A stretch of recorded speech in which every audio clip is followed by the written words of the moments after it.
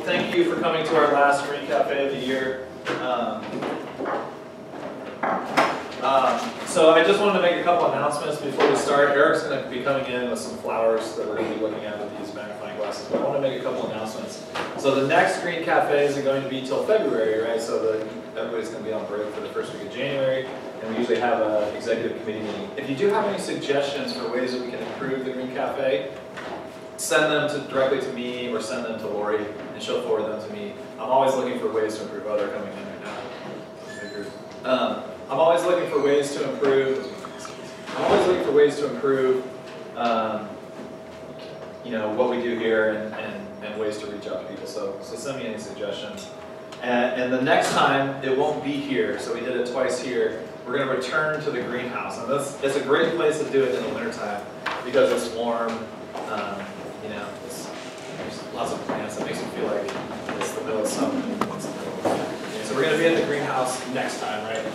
Yep. And you know, just points of business. If you need to use the restroom during the presentation, you go right out here into the hallway, turn right, and the restroom is right on the right-hand side. Any announcements you need to make? Yes. Friday, next Friday, December 11th, from 5 to 7:30 down at the greenhouse is the Marsh Botanical Garden Holiday Open House and Hootenanny. And we expect to see all of you there. We do throw a really nice party. It's with live music, including some student groups.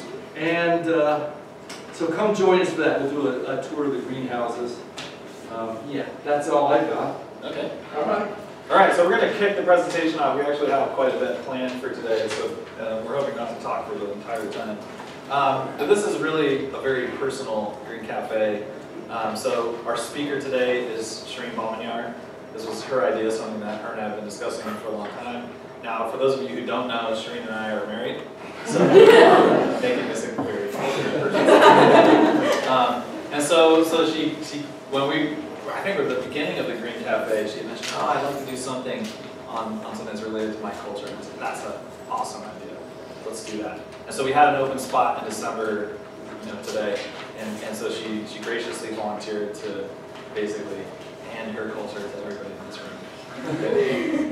And so she needed a plant biologist, an expert in plant biology.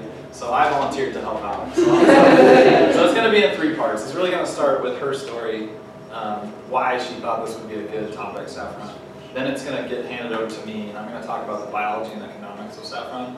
And then we're going to go back, and we're going to actually make a dish that's made with saffron, and then feed it to everybody. And one of the parts I made too, so I won't make everybody judge the 2. We also have a dessert. And we have a dessert as well. So there's going to be some. Can't forget, it's in the freezer, so if we forget it, please someone remind us. Yeah. I'll go grab it from the freezer. Yeah.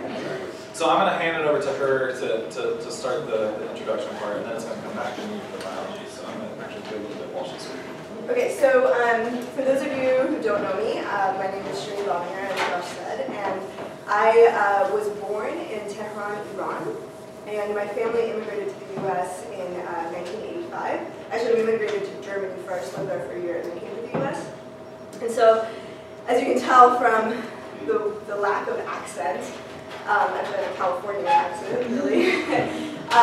We have, in the last 30 years or so that we've lived in the U.S., really assimilated to the American culture. But of course, at home, as I was growing up, there was still a lot of the Iranian heritage that was part of my everyday life, and a big part of that was the cuisine, was the food. So every night, I don't know how she did it, but my mom would cook these delicious Persian meals and have it for us to enjoy as a family. And not only did we enjoy, of course, eating it, but it was also a major topic of conversation. And Iranians really like to have parties, so it would also be a big part of going to parties. And something that really I feel like my family took pride in was Persian food. And a big part of that was the use of different spices in Persian food. And there aren't that many spices that are used in Persian food, but one particular one is the topic of today's Green Cafe, which is saffron. And so while I was growing up, I would always hear lots of stories from my parents about saffron, not just about the food, but also about other uses of saffron. So some of which were good things, like the fact that at weddings in Iran, saffron was always served with in desserts. You'd always have saffron in desserts because it makes people laugh, it makes people happy, is what I was told. And also they serve a very special dessert, it's called halva, it has saffron in it, at funerals, because also it kind of lifts the spirit, was how it was described to me. At the same time, saffron had some other uses that I was told about when I got a little older, that, for example, you can't eat too much saffron, you can't take too much saffron because A, it can be fatal, and B, my mom knew people that would take too much saffron to induce abortions.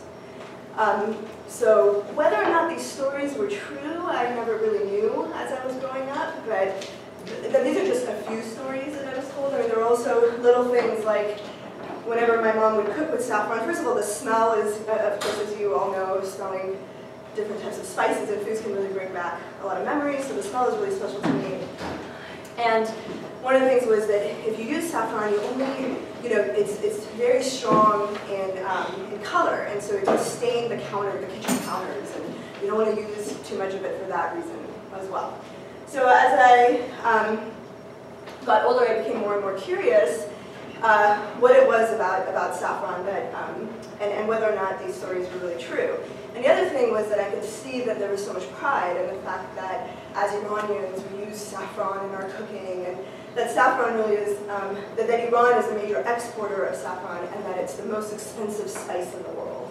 Again, not knowing whether or not these stories are really true or not. So what we'll tell you about today is what we've learned about saffron, and at the end, I guess we'll all find out if the stories my parents are telling are actually myths that were told over generations or really had some truth to them.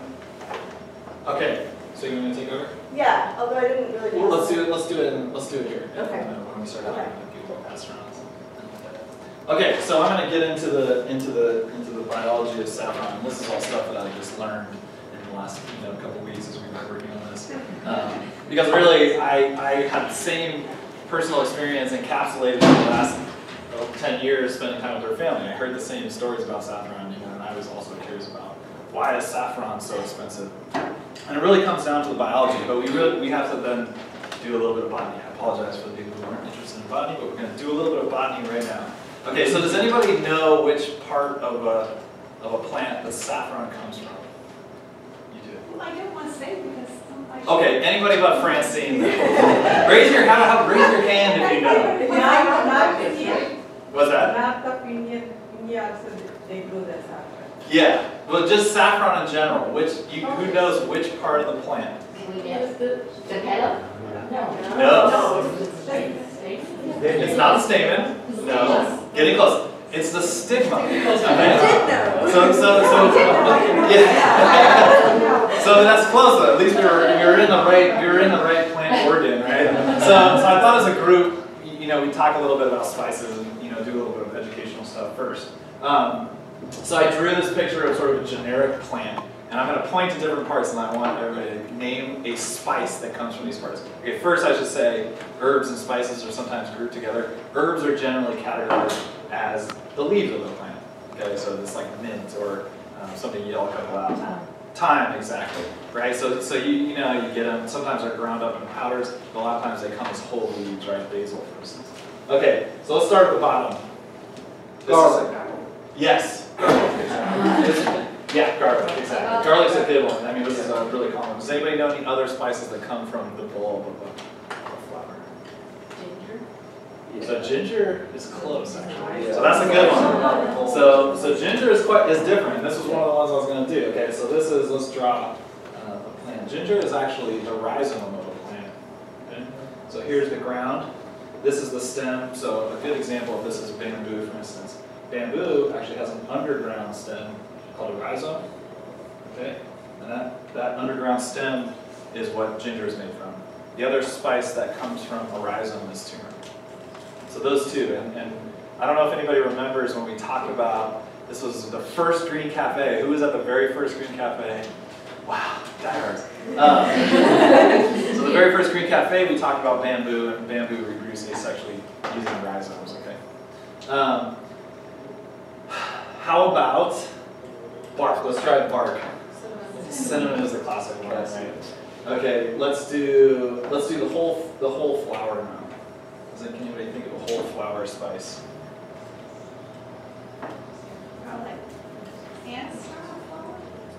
So clove is a good one. So clove is actually the whole, is the entire flower. Alright, so clove. What about the fruit, the carpel, the mature carpel after it's been pollinated? What's that? Broccoli. So broccoli is actually the entire floret. Yep, it's all the flowers of it. So this is like pepper, right? So the fruit after it gets pollinated is pepper. So peppercorns are the fruit. Yeah, there's seeds. So seeds a little bit different. So the fruit has the pericarp on it. But does anybody know any seeds? Yes, anise. Mustard. Did somebody say it? Mustard? Yeah. Yes, exactly. Okay, and a lot of times they're ground up into powders.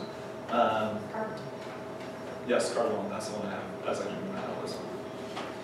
Okay, and then finally, let's just go to the end here. So this is the stigma of the plant. Okay, so this is the top of the female organ, the top of the carpel, and the job of this organ is to grab onto pollen so that it can be transported down to the ovary and to make a fruit. Okay, so you can imagine, here's the stamen here. Oh, we didn't do stamen. Does anyone know something made out of pollen? There's one that has like a licorice taste.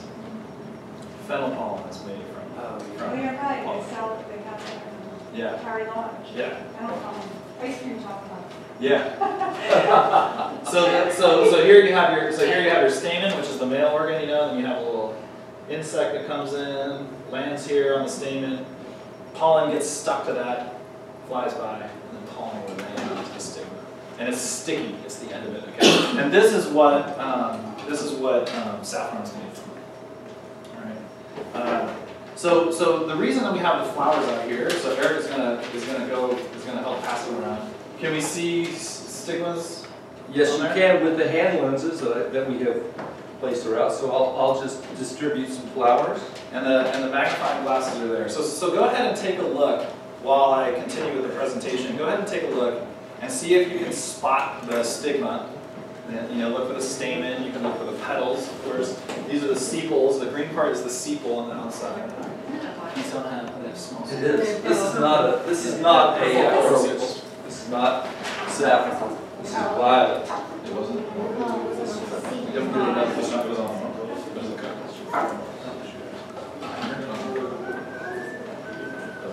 Thank you. Yeah, that's fine. Okay. Okay. So saffron comes from a very specific flower. It doesn't come from all flowers. It comes from a flower called Crocus sativus. All right. So I'm going to talk a little bit about the ecology of Crocus sativus because this goes a lot towards the economics of saffron. So it's an autumn flowering perennial plant. Right. So it makes a bulb and then it grows up every year and flowers. And it's domesticated just like commercial corn plants that you see on the field. Okay. So saffron, Crocus sativus, does not grow in the wild. It only grows in the fields. So domestication, for those people who don't know what domestication is, it's like the difference between a wiener dog and a wolf. Right? The wiener dog is domesticated, the wolf is. Okay. And the reason that it's been domesticated is probably to select for long stigmas. So if you could hand out the handouts. We're gonna pass some handouts around right now, and there's a picture of a Crocus sativus flower, and you're gonna be able to see these long red organs sticking out of the flower. Those are the stigmas. So people have been selecting this for over thousands of years for these long stigmas. Okay, and you can imagine why, right? You get all the spice from that. So the flower blooms. Sorry, we'll come to that. Good question.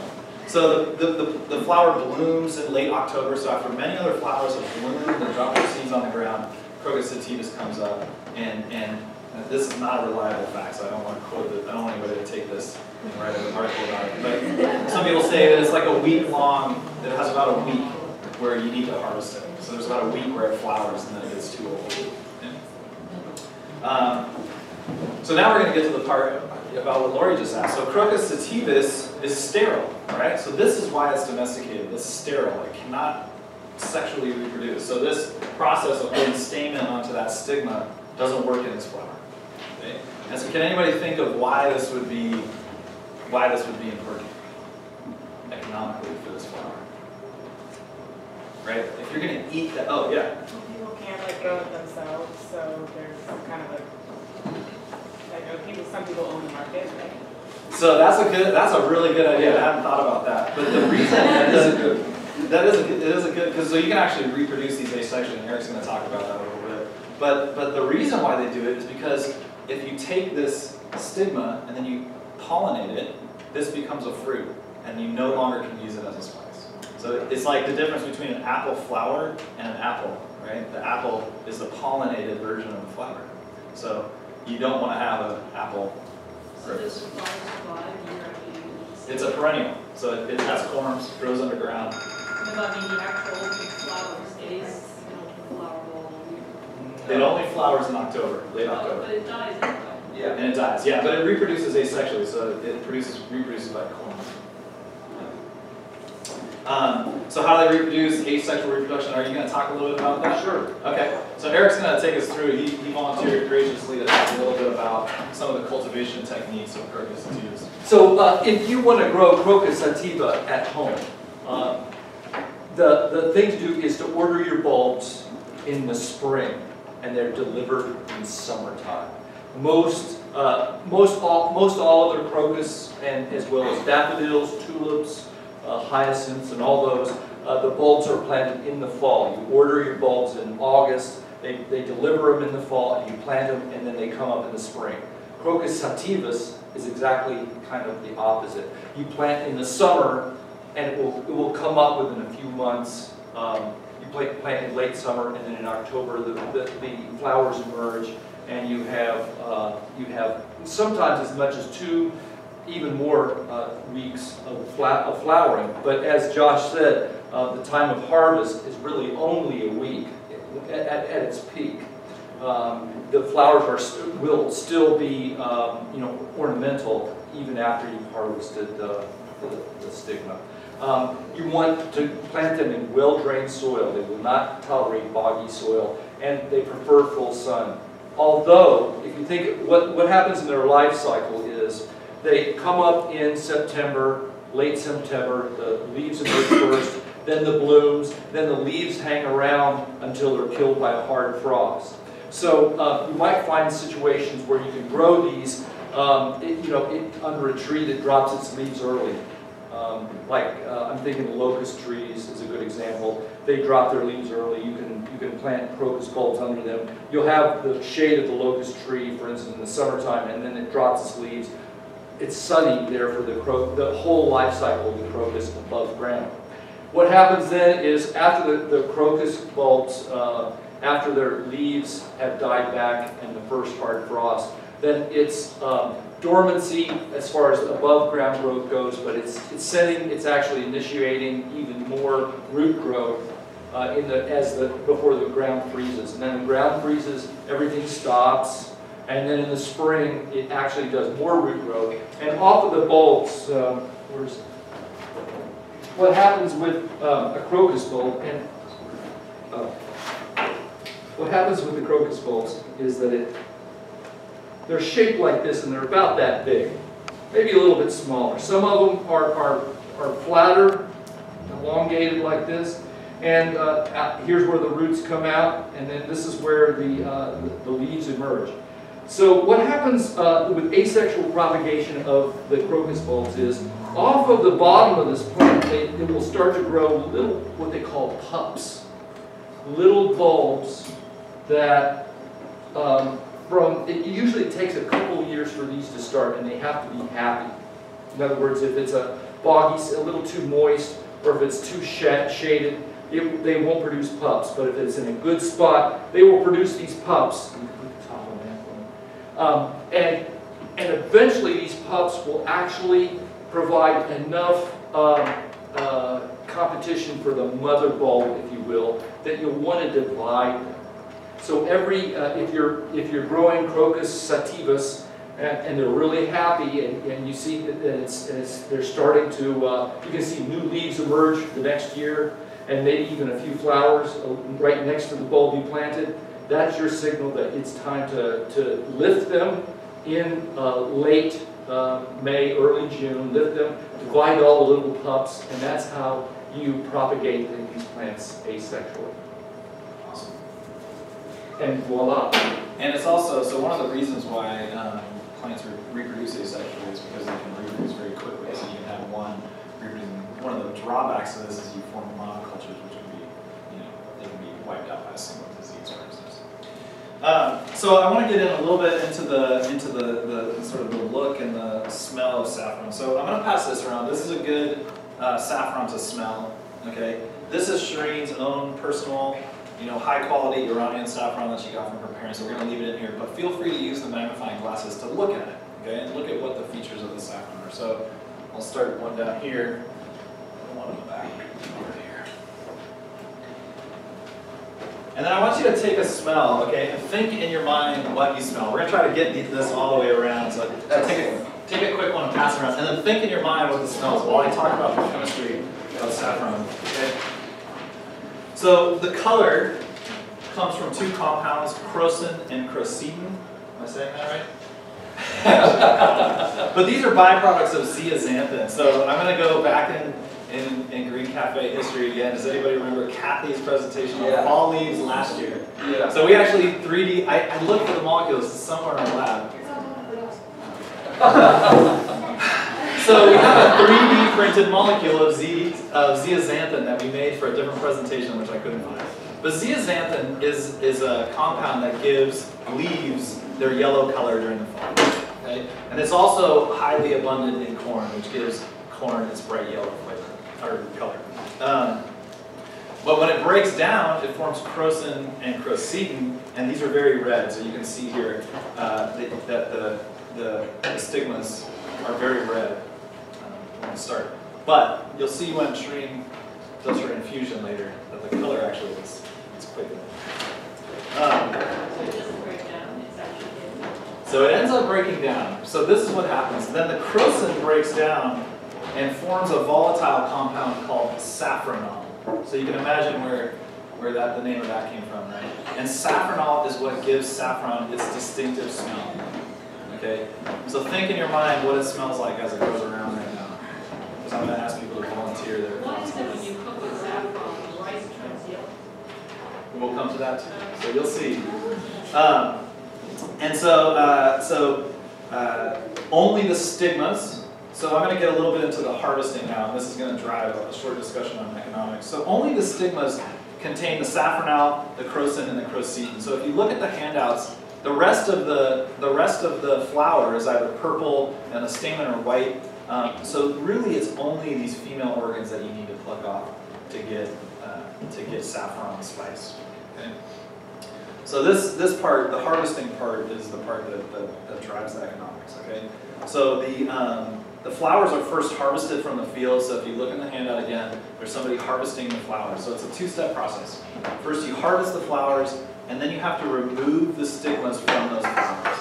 And currently, there is no mechanized way to do this, right? So they don't have a big, cotton, like a cotton gin collecting cotton, like corn harvesting. I don't know how to corn harvesting machinery, right? There's no way to separate the stigmas from the rest of the flower in any mechanized way, right? So people go in, they hand pick the flowers, and then they hand remove the free stigma from those flowers. The best saffron comes from the freshest stigmas, right? So like we said, it's only flowering for 1 week per year, and the best saffron comes from those really, right after you dry them. Because the saffronol breaks down as a volatile compound that's released. Okay. Quality is determined by how much of that stigma is polluted by other parts of the flower, so you don't want any stamen, and you don't want any ash, which is the rest of the flower parts that aren't colored red. So the more ash and stamen that are mixed into it, the lower quality, the lower price.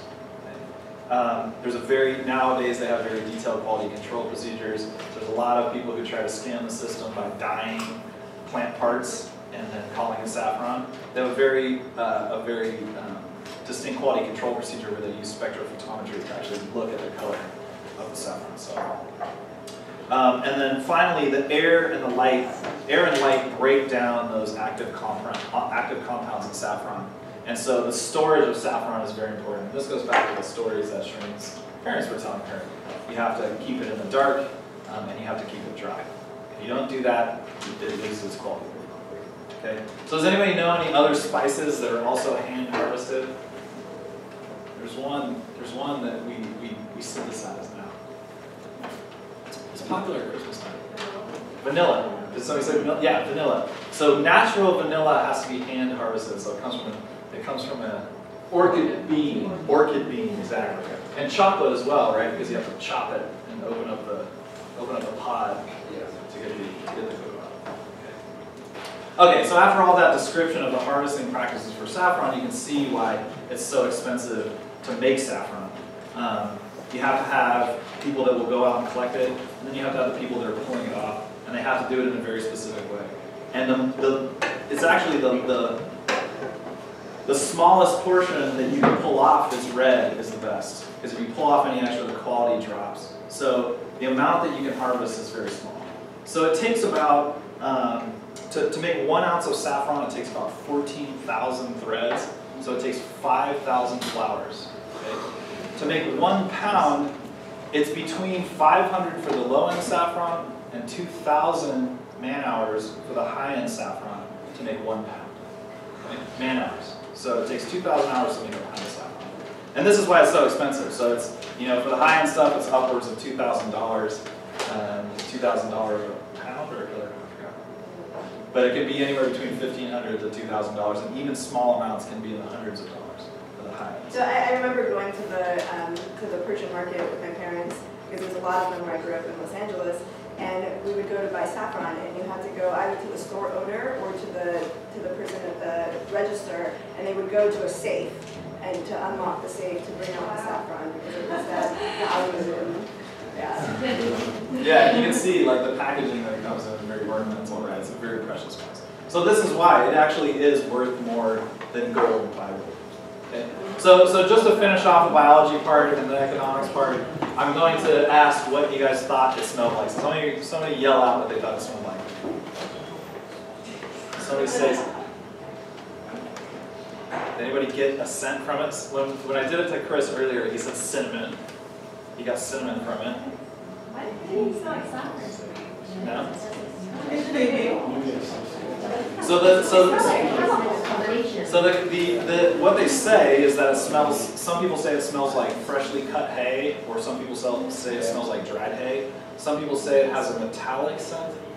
There was one good one that we had in here. A subtle elusive, a little of new mown hay, a little of cinnamon, and a hint of jasmine. So this is what, and if you extract saffronel from the plant and smell it, this is what it smells like saffron. Okay. So that's it for the biology. I'm going to hand it back to Shereen. So we're going to do. Yeah. So given that it takes the conditions that it does to grow saffron, one of the things that we provided as a handout were 2 places where saffron is grown best. And so while my personal experience is of course with my Persian culture and my Iranian heritage, saffron is also used of course in other countries and other cuisines, and we'll talk about that in a minute, but the handout is to just point out the regions that are famous for where saffron is grown. So this is northeast Iran. I circled it on the map on the top, and then on the bottom is the La Mancha area in Spain, where saffron is best grown. And so Josh, actually you were going to say something about, Yeah. So it used to be that 70% of the world's saffron was exported from Spain, but that has changed dramatically, and now 99% of saffron is exported from Iran. Yeah, so it's another fact confirmed from Iran. Yes. So Iran is the #1 producer, and this is driven again by economics. Okay, so Iran, Spain was a major producer. They produced about 40% of the saffron in the world. But as the economy of Spain rose, labor prices rose. So you can imagine people down picking flowers, picking out stigmas, right? They couldn't afford to have people do that. And so what happened is basically all of the saffron production transferred to Iran. And what they do is that they pick and dry the saffron there, and they ship it to the other countries to have it renamed as Spanish saffron. So I think the one I'm handing out is Spanish saffron. Most likely what you're If you're looking getting at the is- really good quality stuff, it's from Iran. That's all I wanted to say. I've heard that one. Right, and there's other countries that do this as well. So Italy, Afghanistan, even now. So you know, with the relationships between Iran and other Western countries, they had to go through this black market process where they sold it, for instance, to Afghanistan or sold it to Spain, and then it was repackaged and then sold to other places. But now with this nuclear pact that's going through with Iran, there's a lot of talk about how the economics of saffron is going to change in the near future, and that the prices are going to go way up because now they're going to be able to sell directly to Western countries. So you'll see, I think, in the near future, buy some saffron and invest. Here's the hot one. Yeah, you want to do that? Yeah. Okay, yes. So, and as I mentioned, it's not just the Persian cuisine that uses saffron. So I'm passing out the first handout is 3 Persian dishes that have saffron in them. So there's saffron rice. You can see the beautiful yellow color, which we'll try to replicate here, although the rice cooker is not behaving properly. Saffron dessert, which is the halva on the bottom, and also saffron ice cream, which is not only in Iranians, but also in India. And so we actually went to an Indian restaurant based on Eric's recommendation and got some saffron ice cream for all of us to enjoy. Yeah. Awesome. And then also several dishes from India, from France, from Italy, and from Spain that use saffron. So paella is one that should be familiar to some of you. And the theme here being this beautiful, rich color that it has. And in addition to the food, it turns out that that saffron is also used as a dye. So it's known for being such a good dye that it doesn't fade. And so Persian carpets are also really a part of Iran and my heritage, and the special ones are dyed with saffron. So there's a couple pictures of that. And also silk, saffron dyed silk is also a very special commodity. And in addition, saffron is used, I guess for many years has been used as a makeup. Perfume. I read stories about King Darius, like 1400 AD, using saffron as blush, basically. Yeah, is it used? So I read it in some parts of India. It's used as a mark. That We don't use saffron. No, but people will mark themselves with it to show that they're a higher caste than somebody else. Is that true? Everything else I said was true, though. Busted. Okay, Busted. so can I have one of those? Oh yeah. Okay. So and luckily, given that it's such an expensive spice, it only takes a few threads. Are you gonna have somebody come up and assist? Sure. If anyone wants to come up to. If anybody has a dark colored shirt so it doesn't stain their shirt. Does anybody want to learn how to make a saffron infusion? Yeah. Oh, Eric. So come on, somebody raise their hand. All right, come on. Oh no. Oh, who raised their hand? We didn't try this.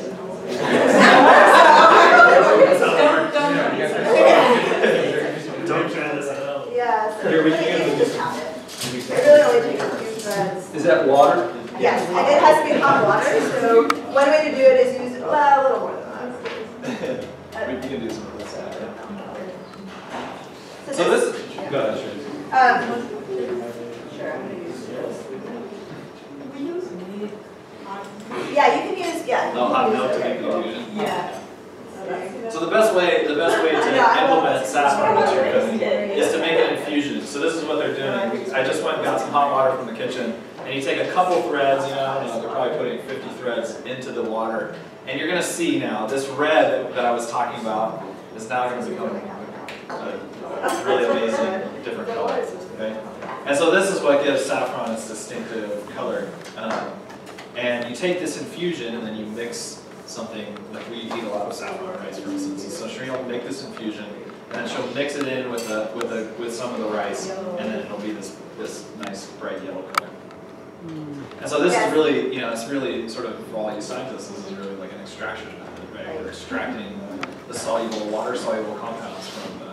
So I used quite a bit more to have it go a little faster, but I hope you can see the beautiful yellow color of. Does it start to smell really good? Yeah. Maybe we get fast. Can you smell it? It starts to.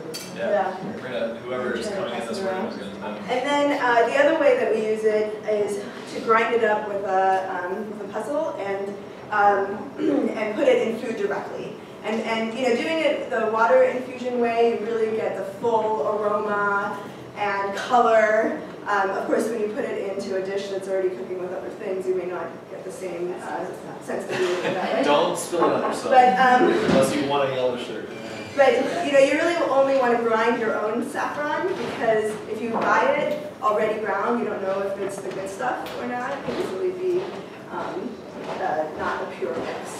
So I can pass this around too if you guys want to see this little copy of the ground saffron. So our rice is getting close. Do we have more? Oh. We're almost. We want to leave some time in the end for everybody to come up and try the ice cream and eat it, because that's really the best part. Yeah. Shereen just has to take a second. Yeah. We have to take a second to finish the rice. Right. I mean, the only other thing I wanted to say is that in one of the handouts it's also shown that you can buy saffron as like saffron pills, and it does have components that induce euphoria. So I guess that my parents were right, and that it can make people laugh, as they mentioned. And you know, it can be used for medicinal purposes, from helping acne to helping concussion to arthritis. There's about 1,000 publications on PubMed. I did a quick PubMed search for saffron. There's an equal number of saffron hits as there are for circadian roundabouts. That's what I work on for all the other. So as many people work on saffron. Yeah. Yeah, so thanks for sharing this. And if you're interested in experience other with us. biomedical applications, I printed this out. If you want to take a look, feel free. But we're going to take the rest of the time. People can come up, they can look at it again, they can smell it. The dish that I made is a mixture of pomegranate, walnuts, and onions. Okay? So what you can do is, when we get the rice ready, you take a scoop of rice, put it in your cup, and then take a small scoop. It's very rich, and you can put that in there and mix them up and eat it. It's all vegetarian, so for anybody who has dietary restrictions. And then I'm going to bring the ice cream out, and it's on ice, and then, look, we bought out. This place, we went in there the other night, we had dinner, we bought them. I said, how much they got? And we got 8. And I was like, we're going to have 40 people when we do that. So take a small scoop and put it in a little plastic cup and taste it. You're only going to get a taste, I apologize. It's tough to find saffron ice cream. They make it right there. Yeah. They make it right there, so it's Yeah. a precious commodity to It is. Yeah. So I'm going to bring that out right now so we can start on that, and then you can try the rice after we finish this cooking. Yeah, it's going to take a little bit.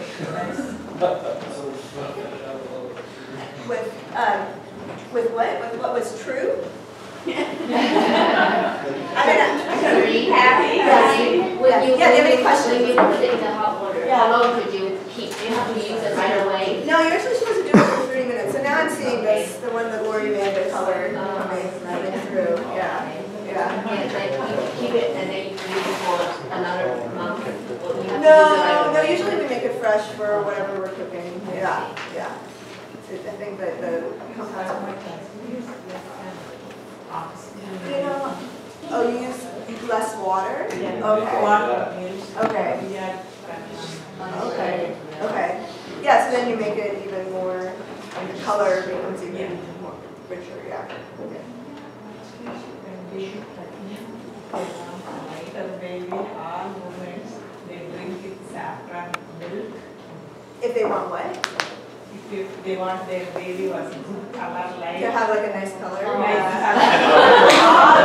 All moments, they drink saffron Beginning that. Really interesting, yeah. So do they also say that if you have too much though, it can be fatal and? Yeah, I and never induce- heard what's Yeah. hearing that. Yeah. Apparently my mom's, cousins, sisters, brothers, wife, whatever. Maybe I should start at the pregnancy. Yeah, take it easy. You're just like, oh, no, it's gonna kill you. Okay, I think we should, we're gonna have dessert before. Yeah, let's do dessert first. So come on up and you can try the ice cream here. These little plastic cups here I got for the ice cream spoon. So take a spoon. It's a rabbit. Is it? Yeah. Oh, we tried it. So you can see the. And you can smell the saffron in here.